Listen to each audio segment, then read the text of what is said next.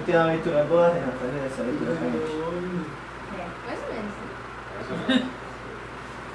Seus divinos poderes. Vou ler aí. 2 Pedro 1:3.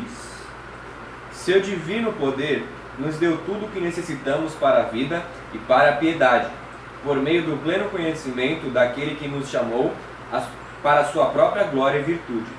Dessa maneira, ele nos deu as suas grandiosas e preciosas promessas, para que por elas vocês se tornassem participantes da natureza divina e fugissem da corrupção que há no mundo, causado pela cobiça.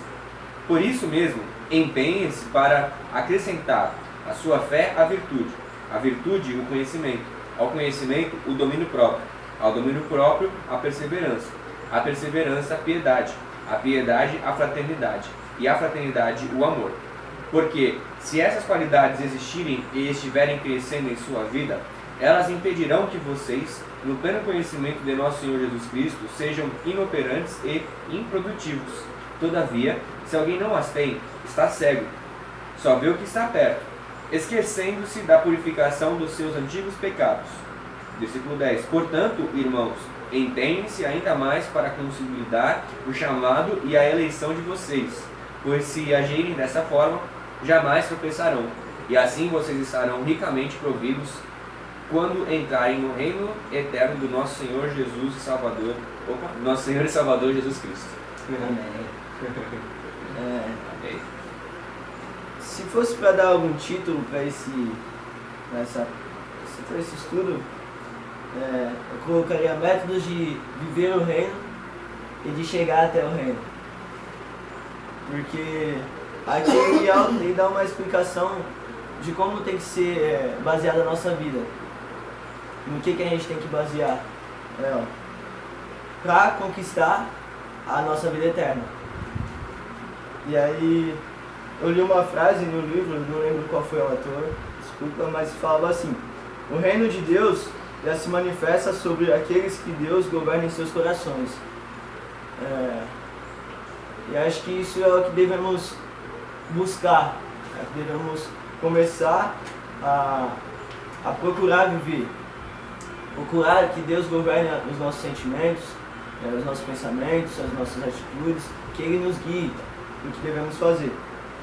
E no versículo 3, ele fala assim: seu divino poder nos deu tudo o que necessitamos para a vida e para a piedade, por meio do pleno conhecimento daquele que nos chamou para a sua própria glória e virtude. E o que Deus falou comigo a respeito desse versículo? Ele chega até nós e ele nos apresenta algo. Ele nos apresenta esse conhecimento. E quando a gente descobre o que é isso, a gente vê que a gente necessita daquilo. E Deus nos chamou para vivermos aquilo que Ele nos passou, esse conhecimento que nos foi dado. Porque através disso a gente vai conseguir viver passo a passo, buscando a nossa vida eterna, buscando a santidade. E esse conhecimento é adquirido também pela leitura, pela palavra, pela busca. E é isso. No versículo 4 ele diz assim: dessa maneira, Ele nos deu suas grandiosas promessas suas grandes e preciosas promessas, para que elas se tornassem participantes da natureza divina e fugissem da corrupção que há no mundo, causada pela cobiça. E eu queria abrir com vocês também rapidinho em 2 Coríntios, capítulo 6. Coríntios é antes de Palmeiras.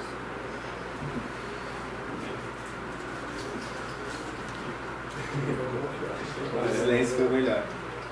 O silêncio é melhor. Nesse versículo 4 de Pedro, ele fala sobre... Segundo Coríntios 6, né? Isso no versículo 4 de 2 Pedro, ele fala sobre uma promessa, algumas promessas, né? E essas promessas são promessas que nos ajudam a fugir dos nossos desejos. Quando a gente cumpre aquilo, a gente começa a deixar o nosso eu, a nossa vontade carnal de lado. E aí vamos lá em 2 Coríntios, capítulo 6, versículo 16. Diz assim: que acordo há entre o templo de Deus e os ídolos? Pois somos santuário do Deus vivo. Como disse Deus: habitarei com eles e entre eles andarei. Serei o seu Deus e eles serão o meu povo. Portanto, saiam do meio deles e separem-se, diz o Senhor. Não toquem em coisas impuras, e eu os receberei, e serei pai. Vocês serão meus filhos e minhas filhas, diz o Senhor Todo-Poderoso. Amados, visto que temos essas promessas, purifiquemo-nos de tudo o que contamina o corpo e o espírito, aperfeiçoando a santidade em temor de Deus. E Deus é bem claro, né, em respeito de como devemos andar nesse mundo. Nós somos escolhidos para viver separadamente do pecado, daquilo que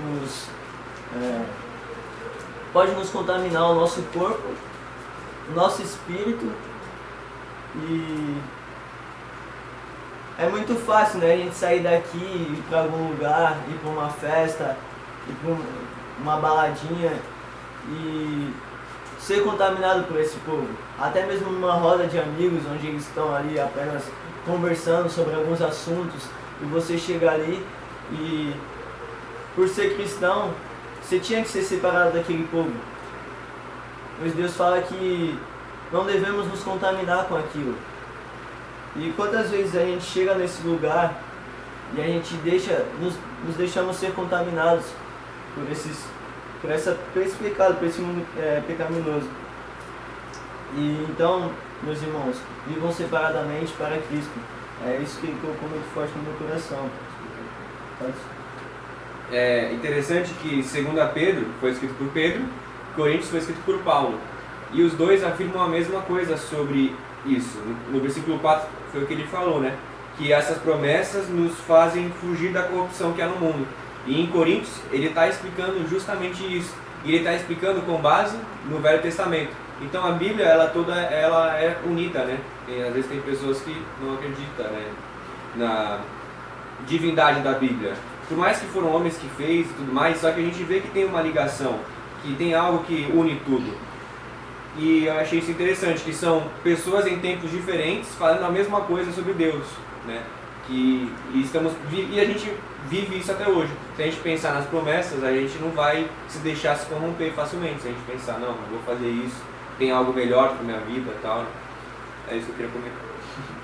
E na parte B desse versículo 4 ele fala assim, para que por elas vocês se tornem participantes da natureza divina e fujam da corrupção que há no mundo, causada pela cobiça. E ele deixa bem claro, irmãos, precisamos participar dessa natureza divina. E como é isso? Como participamos dessa natureza divina?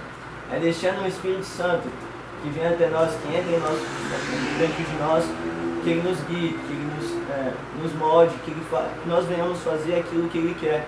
E dessa forma a gente vai viver aquilo que é divino, aquilo que foi dado por Deus a nós. Amém?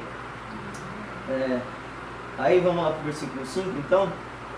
Aí diz assim: empenhe-se, por isso mesmo, empenhe-se para acrescentar à sua fé a virtude, e a virtude o conhecimento, ao conhecimento, o domínio próprio, ao domínio próprio, a perseverança, a piedade, e a piedade a fraternidade, e a fraternidade o amor. Porque se essas qualidades existirem e estiverem crescendo em sua vida, elas impedirão que vocês, no pleno conhecimento do nosso Senhor Jesus Cristo, sejam inoperantes e improdutivos. Todavia, se alguém não as tem, está cego, só vê o que está perto, esquecendo-se da purificação dos seus antigos pecados. O Renan tem um comentário interessante para falar a respeito desses versículos. Assim, quando eu li esse livro, logo de cara, né, Pedro ele fala isso. Tipo, ele está explicando como que a gente pode viver, né, dessa maneira e como se afastar das coisas da cobiça, né? Das coisas ruins desse mundo. E aí ele fala tipo como se fosse uma escadinha, né? A partir do versículo 5 ele começa. Por esse motivo, né? Por isso mesmo, a gente tem que, quando a gente quer se afastar da cobiça, a gente tem que seguir esse caminho. Acrescentar na nossa fé virtude. Então, na nossa fé nós temos que acrescentar os atos. Uma fé sem obras ela é morta. Nessa virtude, o conhecimento. Essa virtude e essa fé não vão ser nada se a gente não entender o que a gente está fazendo e não buscar mais. Nesse conhecimento também não adianta tu te conhecer, tu fazer até algumas coisas, mas não ter domínio próprio para deixar de fazer outras coisas. E também não adianta só ficar com isso por pouco tempo. Tem que ter o quê? Perseverança.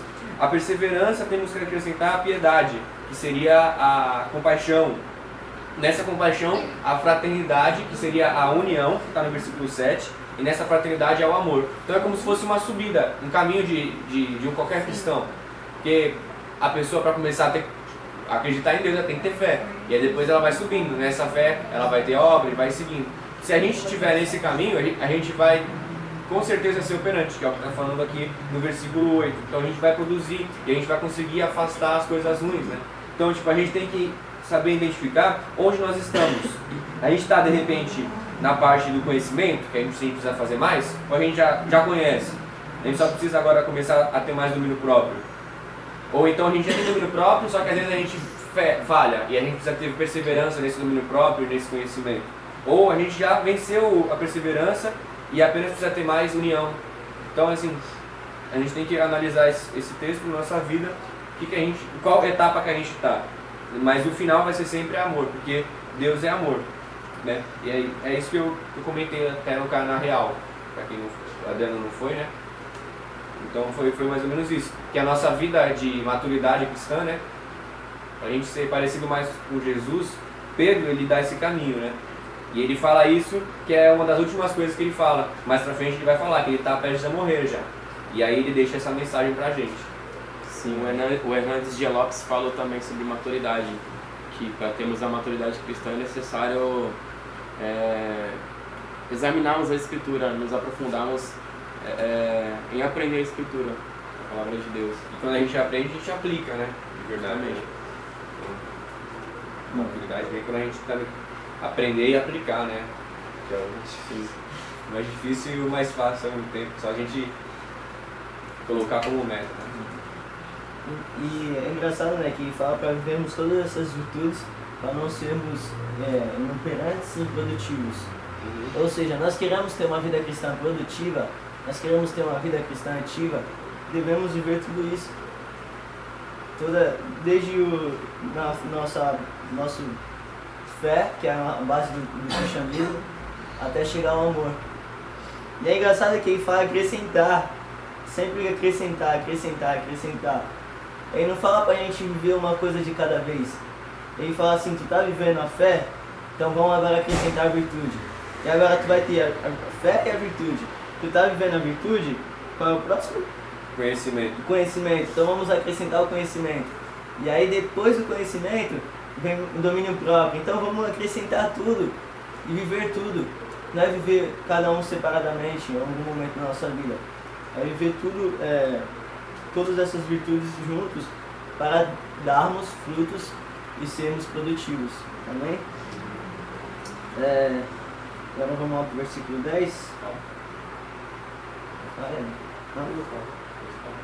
Portanto, irmãos, empenhem-se ainda mais para consolidar o chamado e a eleição de vocês, pois se agirem dessa forma, jamais tropeçarão. Amém? Ela vai falar.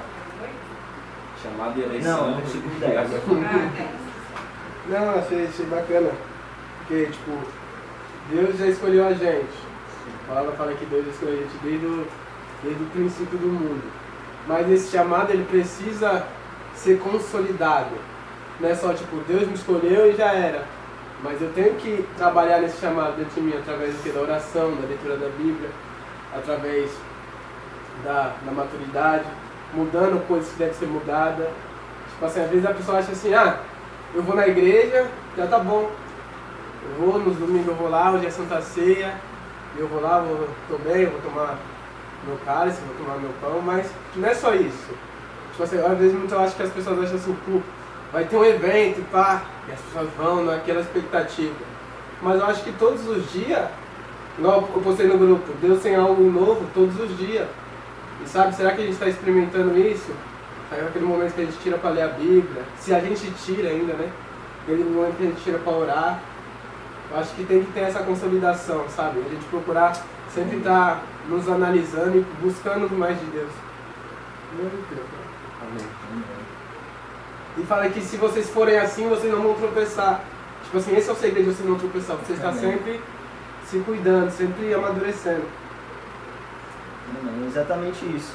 A gente tem um chamado, cada um pode ter um chamado específico, um chamado diferente. Mas se a gente está aqui é porque a gente tem que cumprir. É porque a gente ainda pode cumprir, chegar até o final, completar o processo 100%, né?